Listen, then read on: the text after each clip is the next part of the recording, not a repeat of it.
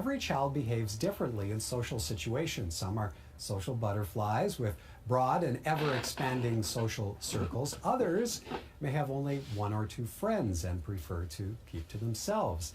Is it a cause for concern? So Susan, do you first on this one? How do you define introvert? I would define an introvert as somebody who is energized by the inner world of ideas and concepts, compared to extroverts that are more energized by the outer world of people and things. Judy, how early can we tell that someone's introverted? You can start telling probably around toddlerhood. Toddlers don't tell you if they're introverted or not, but they certainly show you the effects of it. So what are you looking for then as a parent? If your toddler has been in a high stimulus environment and they're having a meltdown, so they need to get into that quiet inner world of solitude, they will show you. They will show you through tantrums, meltdowns, just wanting to play alone or be alone themselves.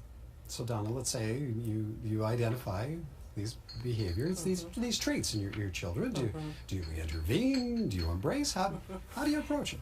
Well, you have to recognize the parents probably also have a mix of, being introvert, extrovert. In fact, you probably, on the scale, you're probably not a total introvert or a total extrovert. But again, I think parents really do worry about when they have an introvert, because they think this, child is really shy and going to be picked on and maybe not have good friends and what have you. And yet really that child could be perfectly healthy and go through life with some really good friends, being very thoughtful, doing important work and everything. And the social butterfly, the extrovert, maybe we have to worry about that person a little bit. We sort of think, oh, they're just going to go through life and everything's going to be great. But if they're steamrolling over other people and not letting other children talk or play or have a turn or what have you, there needs to be some intervention there too. So I think parents need to try and bring out the best out of both types of children and make sure that really extroverts have some awareness of introverts and value of introverts, and maybe pick up some of those skills, and vice versa. So and that's what we do over life. We gain skills. Do we just identify these traits, or is there testing to indicate that the child is Absolutely, yes. Most of the tests, though, are for adults, where they ask you you read a series of questions, and you say, oh, yes, I like to spend time on my own. Oh, you're an introvert. No, you like to spend time with friends. Oh, you're an extrovert.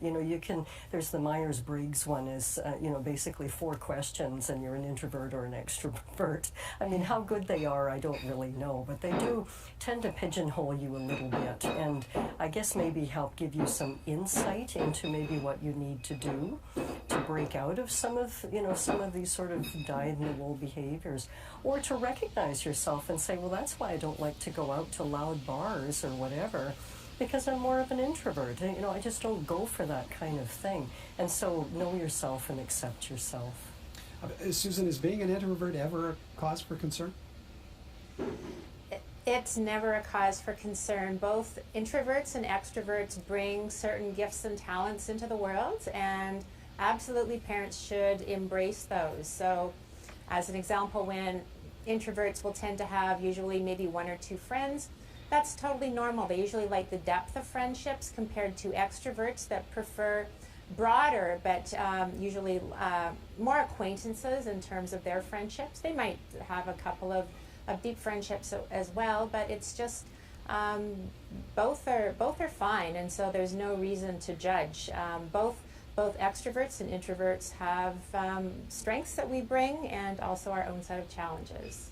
And of course, you can always grow too as an individual. Okay, one final topic for tonight's panel. When a child is feeling stress or worry, the instinct is to comfort them, to make them feel that everything will be fine. But your assurances could make your child feel that their worries aren't being heard, potentially causing them to share less and internalize their stress. Judy, it comes with the best of intentions, of course, but what are parents doing when they jump in to solve their child's problems?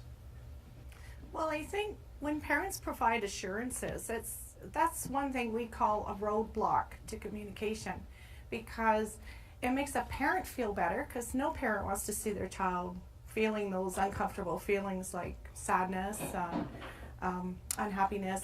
But we have to recognize that that's not helpful. It doesn't help the person with the problem. It doesn't support them. So, and neither does jumping in to solve their problem with the best intentions.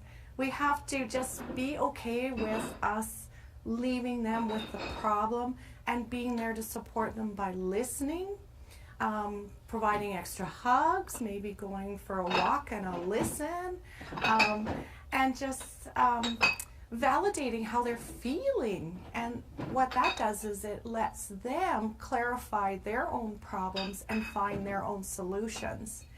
It takes a lot of practice to do that, to hold back and not want to get in there and solve the problem, but it is so effective for children and other people too, actually.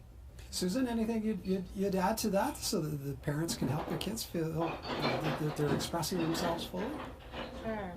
Well, human beings are emotional beings, and we experience or should experience the whole gamut of emotions, the good, the bad, and the ugly.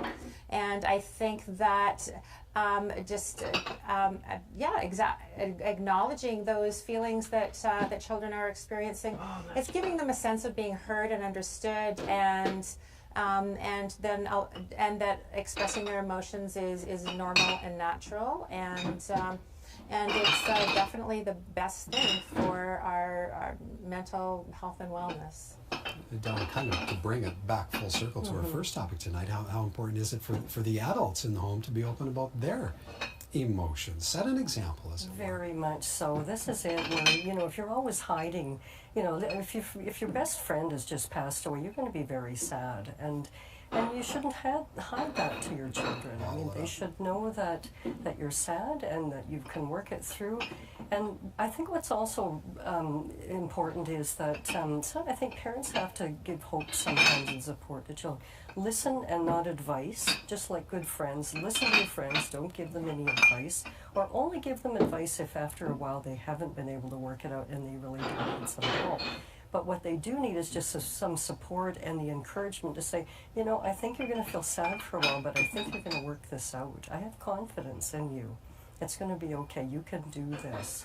And they will grow from that. And that's what we all hope, that we grow from these challenges in our lives. Ladies, as always, greatly appreciate your insights. Thank you ever so kindly.